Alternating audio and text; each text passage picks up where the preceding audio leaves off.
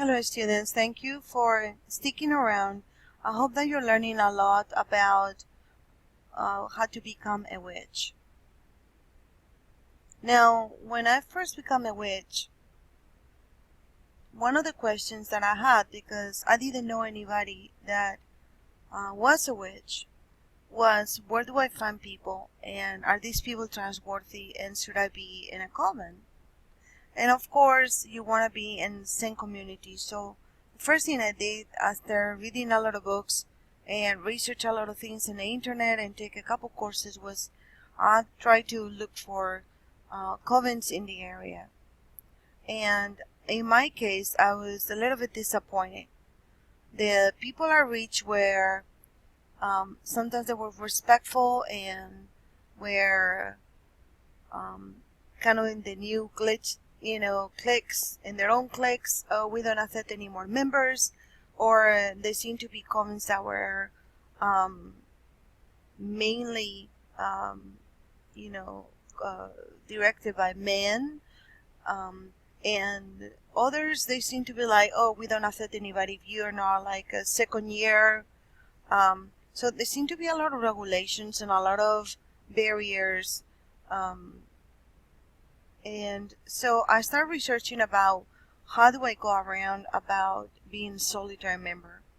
Also, you have to think about when you start asking, you have to be careful because a lot of people, and then without not knowing, I started knowing people that work with me that were witches, but most people don't want to say that aloud. So you have to be respectful of others and just to see where your need is. So you don't have to go to festivals or join anything to be a witch. And many witches are by nature independent beings. They don't like the thought of rules and membership fees and things like that. People are social animals, and it's difficult to thrive for long without some kind of human contact. So another way not to be alone is to form a study group, and that's one of the things that I would recommend, especially if you begin and there's a few people like you that want to find out what is better for you, coven versus solitary. Of course, if you're gonna find a coven, you have to find a coven that fits for you. So putting together a study group is easier than creating a coven and can eventually evolve into one. If you cannot find a coven that you like, you can always create one. But remember that once you create a coven, then you're the one that's gonna have to be doing a lot of work, researching rules. And it's sort of like a club, right? You're the one that's gonna be in charge and to find a public meeting place like a library, a community center. Decide whether you want to make the program broadly focused or like more specific. And also you're gonna have to think about the lifespan of the group in case it doesn't go well and you want to let it go.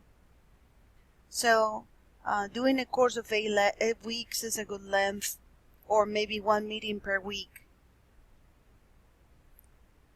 Then you have to put together a program of readings, movies, and discussion.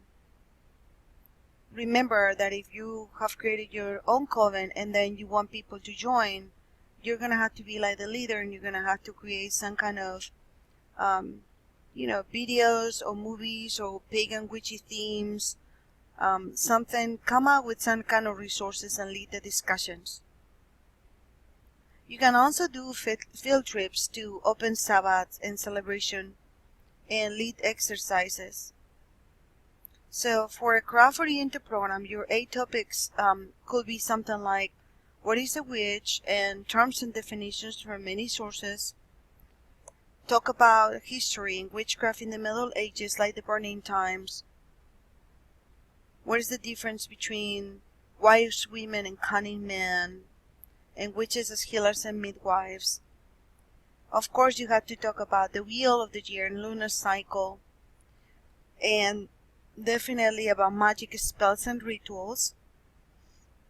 And then in this course, we're covering the history, but we're not covering really who came up with most of the topics or who were the main authors that came out with these Wicca concepts. And that is extremely important to learn as a first year.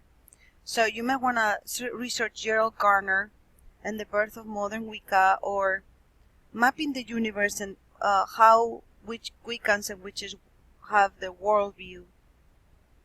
And then, of course, more specific topics. You can go into feminism, the environment like we did, quantum mechanics, shamanism, great religions of the world. And then you're going to have to talk about gods and goddesses and what does that mean, and neo-paganism. So all of these things you can do as little programs or discussions, and some people put a cauldron for donations towards expenses, and you just have to have fun and learn a lot and keep it going and see where it leads. Now, coven, the word coven is based on the Latin root word convenire, which means to come together or to gather. It is the root of the English word convene. The first recorded use of coven applied to witches was in 1662, in the witch trial of Isabel Gaudy, which describes a coven of 13 members. So it might not have been used by witches at all before. We have to form a small underground groups to survival. But today, almost every group of witches uses coven or circle in its name. The coven of the mystic flame, the circle of the moonlight path, etc.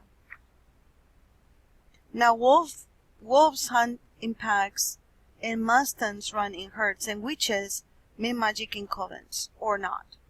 So, if you want to practice as a solitary witch, or seek a coven, or even create one, you have a few choices at first. It depends where you live, of course. Are you in a small town, or are you in a city? Are you in an urban or country? So you have some choices. A choice is to practice for solitary for now. I do that myself, although sometimes I attend study groups. You can practice with your family, although we talk about, family and how to bring this to your family. And you can create your own coven. You can make long commutes to a great coven in another city, or call study group.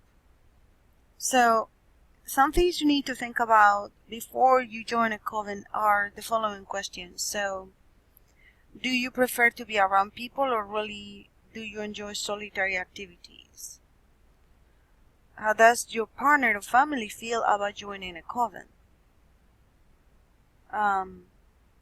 Do you want to share your spirituality with others? Will coven membership affect your job or your position in the community? It is bad to say this, but it is true that sometimes when you proclaim to the world that you're a witch, or that you join a coven or something like that, a lot of people say, oh my gosh, you joined a cult, or I can't believe that you change, or you betray your faith, or especially if you have had a faith before, such as either Christian faith or Catholic or whatever you want to. So another questions could be, are you a leader? Are you a team player? Are you an active participant? What role do you end up playing with a group? Now, do you accomplish more in a group or working alone? Do you learn things more easily working face-to-face with other people versus by yourself? Can you chip in money for skills, energy, or is your life too demanded to be a coven member? So most witches start as solitaries, and this allows you to have more freedom to create your own practice and do it your way. You can celebrate your own schedule, and of course, for a solitary witch, there are no relationship issues, no emotional entanglements, no group politics or personal disagreements. So there's a lot of good things about practicing in solitary. However, there's also other things that might be difficult, like learning will take longer. You don't You don't have to get into any kind of membership or anything like that, but being a solitaire can also be lonely. But you can also have the best of two worlds, and if you need multi-witch energy, drop for in a group for a public Shabbat or festival, or go to a pagan festival during the year. The coven is a spiritual and religious support group of like-minded people, and you help one another to make sense of life and get through it with wisdom and strength and compassion. The coven is a tool for learning, and you might find people that are very akin to you, or other people that you can't stand, obviously, because people are just people. The coven elders have a lot to share, and every member will have skills and resources for you. If your coven rotates ritual leadership and encourages creativity, you will be able to experiment the different styles of ritual and choose the best parts for your personal work. The coven also provides a social group. You can travel to other festivals and pagan events, and the emotional benefits cannot be measured. Most covens are more than a religious support group. They are family of choice, and you could have great relationships and great friendships.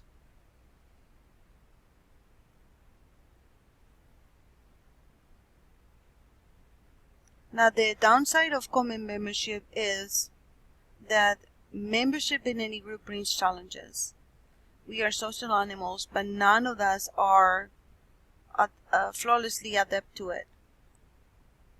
Sometimes we get moody, stressed, angry, afraid, irrational, or human. So in a coven, you take on responsibilities in order to get rewards. You clear your calendar for coven events, and you show up unless you're sick or you're out of time or there's a family emergency. So people have disagreements in covens, just like in any place, and of course we're mature, intelligent people. But if a coven member annoys you, you can't ignore them without leaving the coven. You have to work it out, even if it means asking another covener to mediate an honest discussion about your differences. So when there's a conflict in the coven, you have to be an adult. That's hard and demanding, but if you don't run away, you'll become a deeper, stronger, more responsible person. Of course this happens. It could happen in your job. So now there's another challenge that I think is interesting to see, that working in solitary, like myself, no one ever has to know that you are in the craft. Assuming that you don't go loud witchy chanting with the windows open or near big pentagrams to the supermarket. So once you join your coven, you're formally associated with witchcraft, and your coven mates will guard your privacy, and hopefully you'll never end up in some official witch database. But no security is perfect, and yes, they do have witch security databases out there, so be careful where you put your information, because with internet you never know, right?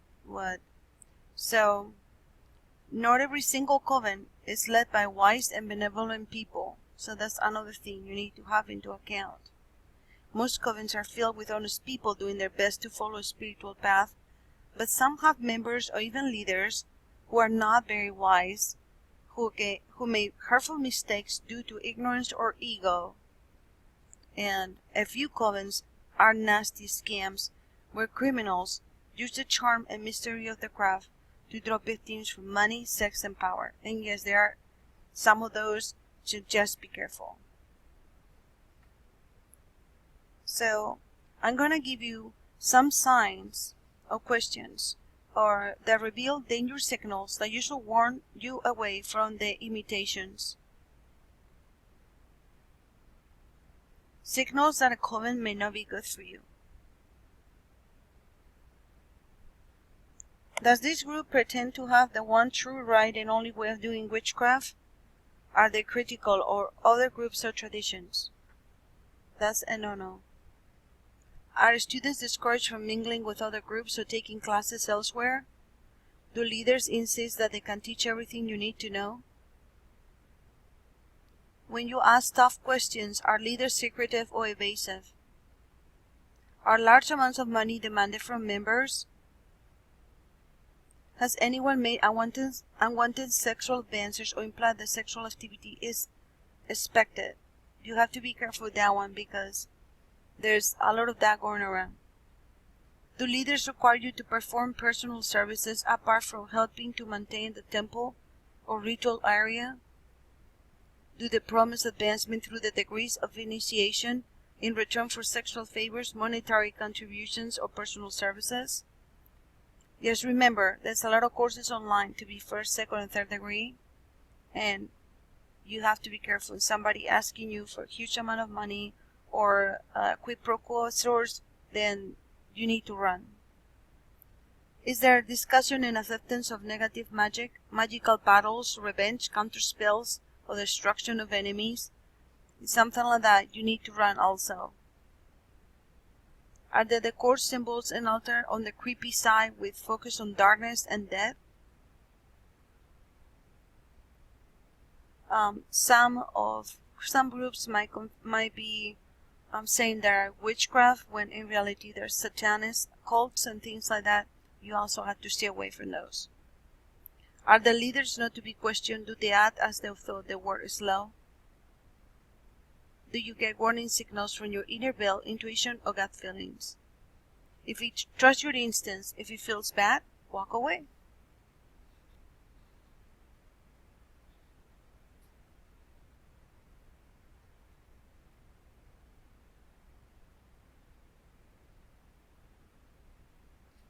In the next chapter or module, we're going to talk about serving the Lady and Lord, and also I'm going to give you some more tips on finding a coven that fits and how life is in a coven or alternatives to covens.